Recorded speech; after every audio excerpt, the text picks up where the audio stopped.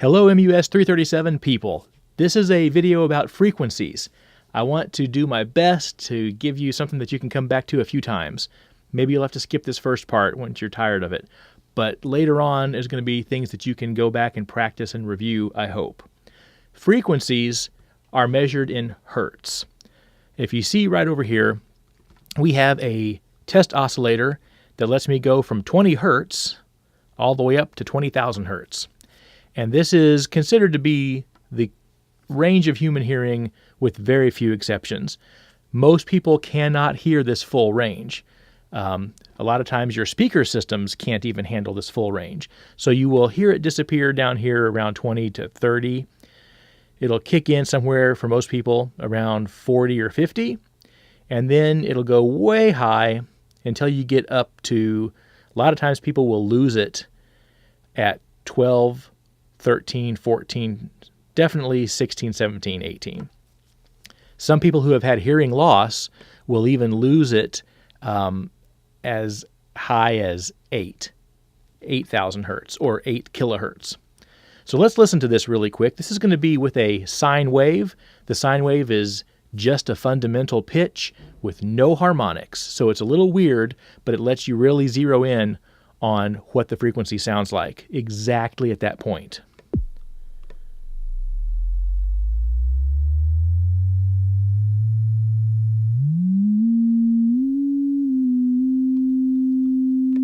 .260, that's right about middle C. Middle C is 261.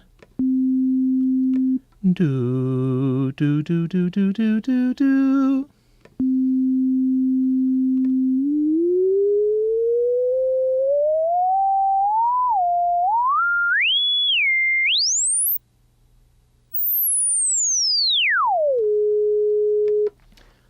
So there you go.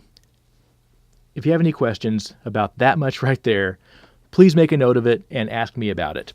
I don't want to spend too much time here. I just wanted to give you an idea of what you're listening to when you look at a frequency chart that starts on the left side and says, here's the response at 20 hertz, and then it shows you a line in a graph form going from left to right that measures from 20 to 20,000.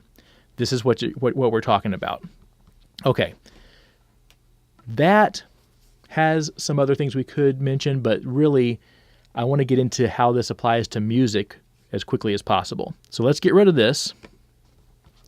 And instead, I'm going to pull up an EQ on the whole mix that I've got going right here. Let me shrink this guy a little bit. Okay, so like I was mentioning, here is an equalizer. And it starts down here at 20, and it goes up to 20K. I don't know if you can see these or not on the video. Hopefully it'll come through. A lot of these points are predetermined, but there's nothing special about the predetermined points necessarily. They can be a good place to start sometimes. Let's just listen to the mix. I've got a Southern rock group here, and we'll listen to what they sound like right now with no EQ on the master bus.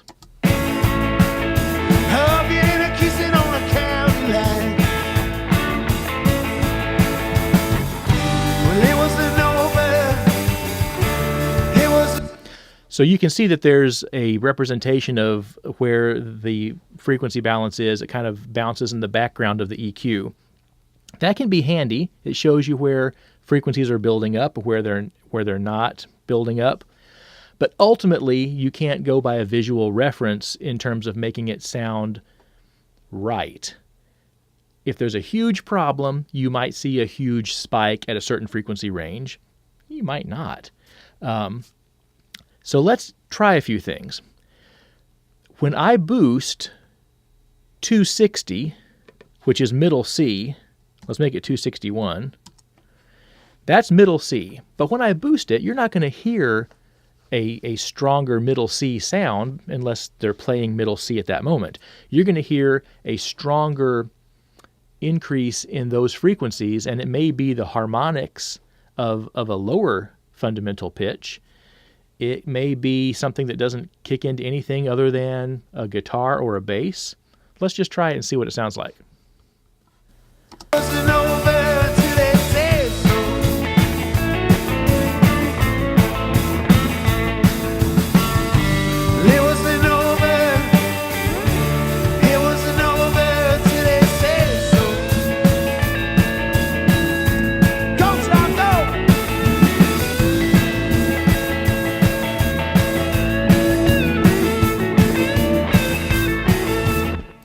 So it changes the mix pretty substantially, but it doesn't make it sound more middle C. So what we want to start doing is trying to hear on a variety of mixes what boosts and cuts sound like at certain frequencies. Now I started at 260 because that was middle C, but it probably makes more sense to go to 200. Let's see what the difference is at 200. Let's see if we can hear what it does to the vocals, the guitar, the drums. We kind of want to pay attention to specific things to see what it's changing and what it's not changing. And we also want to just have a general idea of how the whole mix changes when that happens. There was a Nobel, there was a Nobel till they said so.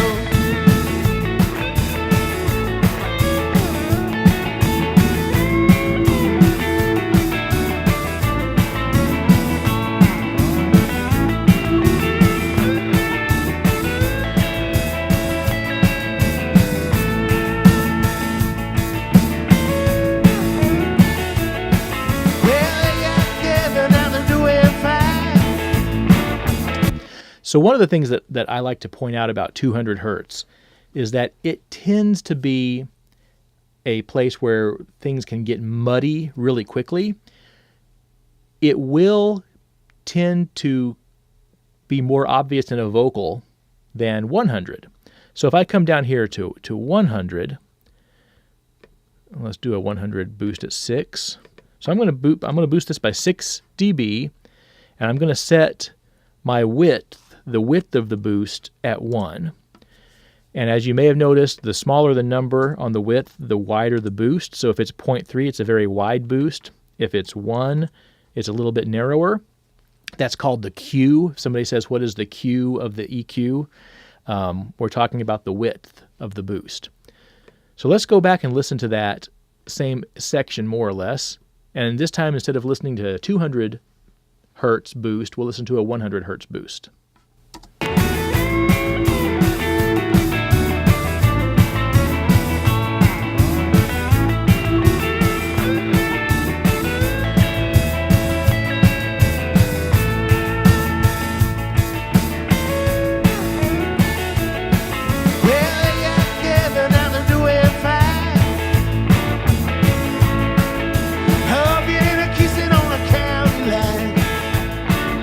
So it still makes a difference to the vocal, but not as much as 200 did. So the vocal's not changing quite as much.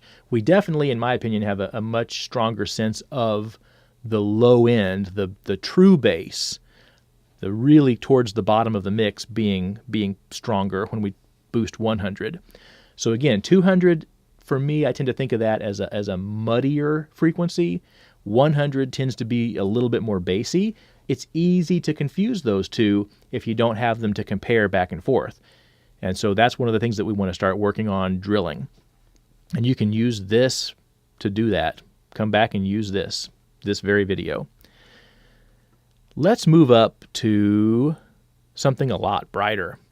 Let's go to 2 kilohertz.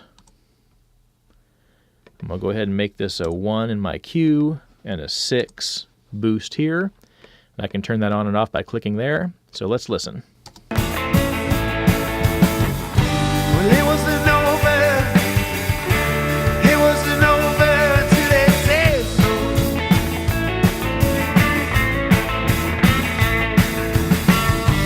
It was a Nobel, it was a Nobel till they said so. Obviously a big difference from 200 to 2000. I tend to think of 2K, 2 kilohertz, as a edgy, kind of a biting sound. You could say that it's bright, but there's different types of bright. So we might want to reserve the word bright for something else. Let's go a little higher. Let's go to 5,000. Oh, I can't use that. That's my shelf. All right, we'll have to do it over here. Okay, same thing at 5. Go, stop, go!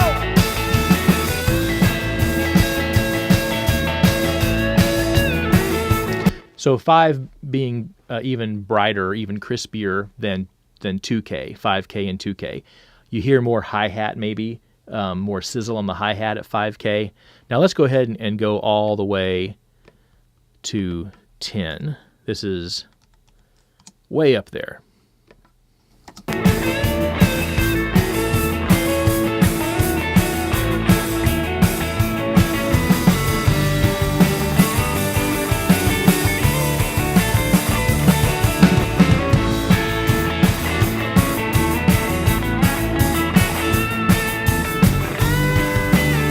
All right, so 10, you start getting so high that it's still a brightness, but it's not going to be quite as harsh or as biting as a 2K or a 5K.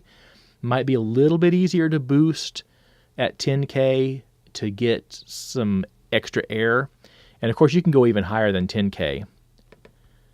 Some people will go up to 12 or even 14. And the higher you go, the harder it is to hear, but the more of a sense of air that you get. Well,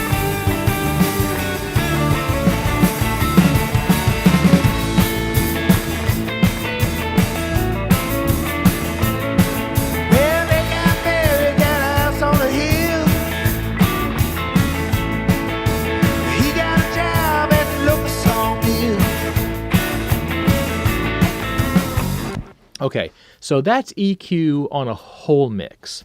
So we're doing that to everything. We're running the entire mix, the drums, the bass, the guitars, the vocal. Everything is getting EQ'd through this one EQ because it's sitting on our master output that everything runs through. It's important to think of it in terms of what EQ does to a whole mix, but it's also important to think of it in terms of what it does to one particular track. So let's go now to the drums. I'm going to go ahead and highlight all my drums and solo them.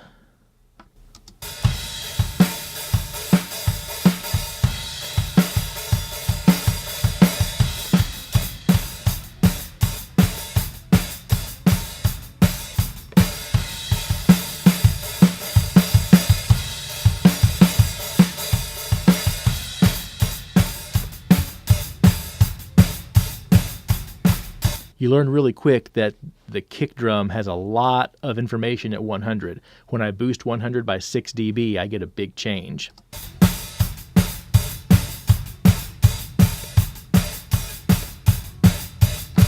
And it even changes the snare. There's some snare information down there at 100 as well. Now I could go even further and not just look at the drums as a whole, but individual parts of the drums. I could put EQ on just the kick. I could put EQ on just the snare. In fact, let's take a look at how that would work. In just a minute, I want to run through some other things before we come back to that. Let's look at the vocals. Well, they got married, got a house on a hill. Well, they got married, got a house on a hill. Well, they got married, got a house on a hill. There's not a huge difference with a 100 boost right there. He's singing in a kind of a higher register, and 100 is so low it's not making a big difference. Let's go to 200 and see if we get a bigger difference there. Well, they got married, got a house on a hill. Whole lot warmer, which might sound fantastic soloed, but it might end up contributing to mud in the mix when we put it all back together. We hear a big difference though. Well, they got married, got a house on a hill. Well, they got married, got a house on a hill. So the quality of these frequencies is going to start to become more consistent to your ear the more you expose yourself to them. So we want to do a lot of exposing our ears to these different frequencies. I'm going to go up to 500 now and see what that does to the voice. Well, they got married, got a house on a hill. Well, they got married, got a house on a hill. Well, they got married, got a house on a hill. 500 tends to sound to my ears almost like I have a cold. It's like a congested sound. There's just a buildup of not quite nasal, but it's just almost the sound that I imagine when I think of something that sounds honk. Like it's a honk. It's just, I don't know. You have to come up with your own terms that make sense to your mind and your ears. Let's go from 5 to 1,000 or 1K. Well, they got married, got a house on the hill. Well, they got married, got a house on the hill. Well, they got married, got a house on the hill. 1K is a weird frequency. It tends to just kind of have a loud, bangy sound to it. It sometimes gets reduced a little bit for certain problems that you might hear. Sometimes it gets boosted. It could be either way so easily that you have too much or too little 1K. And the only way to find out is to experiment a little bit with it. I'm going to come back now and we're going to get to 2K on the vocal. Well, they got married, got a house on the hill. Well, they got married, got a house on the hill. You could call that clarity if you wanted to, as well as bite or a little bit of edge. We're starting to get into more brightness at this point, to my ear. 1K could be perceived as bright sometimes, but it's not nearly as bright as what's coming. So we'll go up to 5K. Well, they got married, got a house on the hill. Well, they got married, got a house on the hill. And then finally 10K. Well, they got married, got a house on the hill. Well, they got married, got a house. So you can see why it would be easier to hear these boosts with a full mix going. A full mix has the widest possible amount of frequency information for these boosts to make a difference on. You know, you've got everything from the bass and the kick drum all the way up to the cymbals. And with just a vocal, it's going to be a lot harder to hear like a 50 hertz boost or a 10K, 15K boost than it would be if you've got a full drum kit playing in the background. Nevertheless, you will notice that each instrument has some key frequency ranges that tend to get worked on. So let's take a look at something besides the voice at this point, the kick drum. Okay. Now I'm going to use a different EQ here because what I have going on is with a different type of plugin. This is still an EQ plugin. So over here I have my boosts of decibels. I can either reduce it or boost it. Up here is a 2 decibel boost at 20 kilohertz. Now these knobs let me spin around just like when I was dragging around the boost on the other EQ. This right here was set at 300 hertz.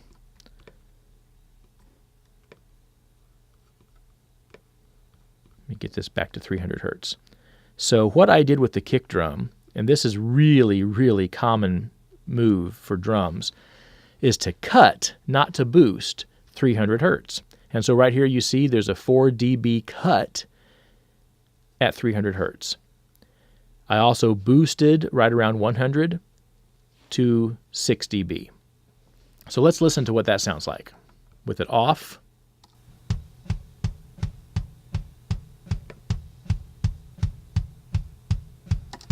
You hear the difference there. I'll turn it off for one cycle of this range, and then I'll turn it on.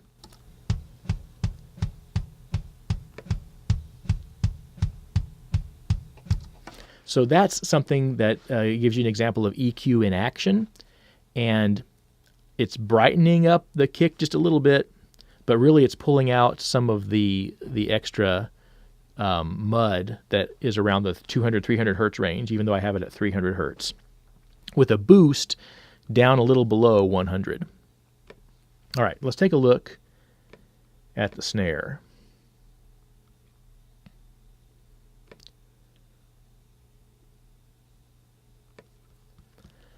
Now, I've boosted the snare a lot at 20K, 12 dB. Well, let's listen to what that sounds like.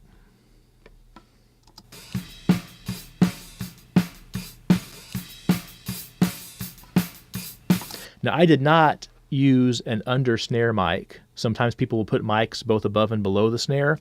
I did not put one below the snare, so I wasn't getting quite as much wire rattle as I would have. Therefore, I boosted the EQ on the top mic by quite a bit to get a little bit of that brightness in there. I also ducked a little bit here at around 200, which is that kind of muddy frequency range. So we're hearing all of that. The overheads, those are interesting things to talk about.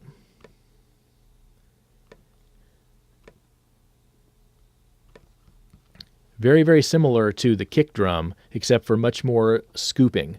I pulled like 9 or 12 dB out of the drum overheads around 300 hertz.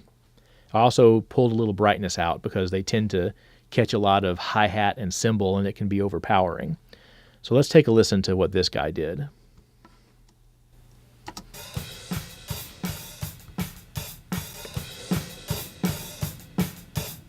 Sorry, we'll start with it off. On. It just kind of cleans up a little bit of the mud that tends to be happening anytime all the drums in a drum kit are being played. We'll take a look at the vocal, the actual EQ on the vocal for just a second. If I have any serious EQ. Sometimes when a vocal is being tracked with the rest of the band, you're not necessarily EQing to make the vocal sound great. You're EQing to reduce the amount of spill coming into the vocal mic from all the other instruments that are in the room. It doesn't look like I did a ton. I did boost some low end on the vocal. This is a different EQ, and down here you can see I've selected 100 hertz, and I've boosted a fair amount, 6 dB, down at 100, which for this vocalist seemed to make a bigger difference. I don't know, usually 100 is a little low, and if he's up in his higher register, you don't hear it so much, but if he comes down low, you can hear it. So this is a great example of how every song is different, and that's why an EQ move on the master fader for one song that might sound great turns out to not work at all on another song. So let's come back to this full mix idea, and we're going to try some boosts on this song.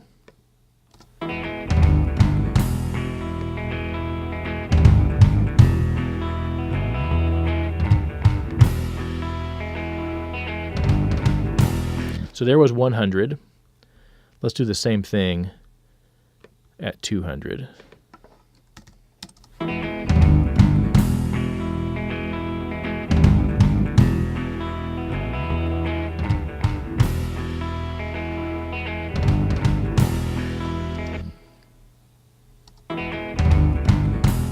Now I want to compare these two for just a second.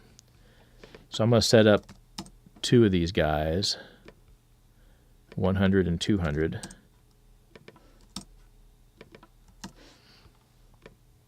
So here's 100. Here's 200. Back to 100.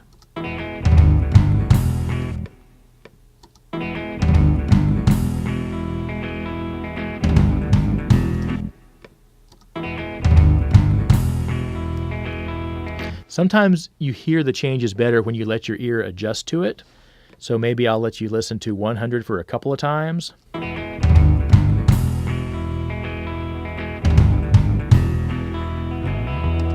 200.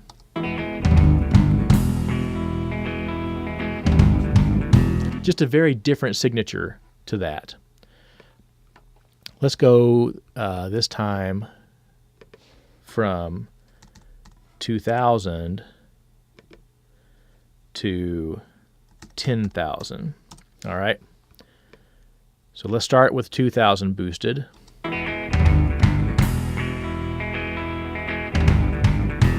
$10,000.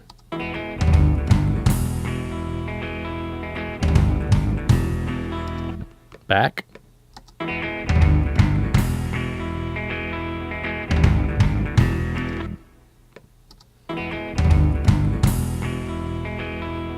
Do you notice how the 10K boost makes that little cymbal splash jump out right at the very beginning? versus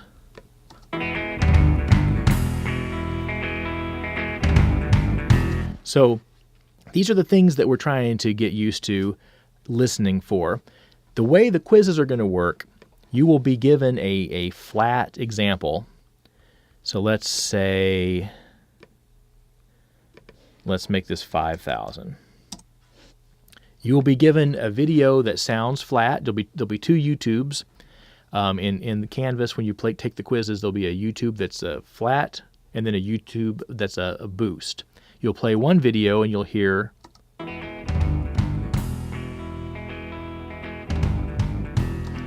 then you'll hear another video like this.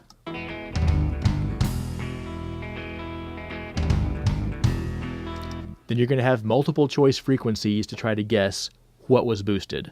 Was it 200? Was it 1,000? Was it 5,000? Was it 10,000?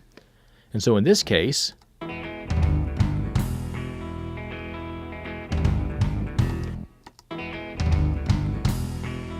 it's 5,000. Now, if you have any way to, and there is a way, there's lots of free softwares out there. Reaper is free. I believe Audacity is free. You have to sign up for it, but you can get Pro Tools first. At least you used to be able to. I think you still can. I'll double check. You should be able to get Pro Tools first for free. And if you download that and you have any MP3s or waves of songs, you can do exactly what I'm doing for free at home. You're going to want headphones probably. Headphones are a great way to be consistent in your training because it's going to be really hard to listen to a laptop and then listen to headphones and then go somewhere else and listen over some computer speakers and still be consistent in identifying frequency changes and boosts. So I highly recommend you invest in some decent over-the-ear headphones, and then you use them consistently when you're trying to train and drill your ears on frequencies. So you can totally do this at home, or if people just want me to keep cranking out videos like this, I can crank a few more videos out like this, and you can just be stuck along for the ride. I think you'd have more fun doing it on your own, though. So again, Audacity, Reaper, Pro Tools first, GarageBand if you've got a Mac, then you're ready to go. You just need some mix of some song that you can download, and there's plenty of those to be downloaded from our textbook author's website, which I will have posted on Canvas. So if you have nothing else to download, go there and download those, and you can use those like crazy. This is going to be something that we hit pretty hard at the beginning for the first few weeks because it's going to slow down and you're going to actually get into doing stuff as opposed to drilling. Therefore, we just have to hit it hard early. So I encourage you to get on this quick. There's 3 quizzes that will make it hard for you to get a good grade if you bomb, although I will let you take them more than once. And yeah, good luck. If you have any questions or ideas, please email me or come by, stay after class, come before class, whatever floats your boat. And we want to get going on these frequency identification things, training our ears as quickly as possible.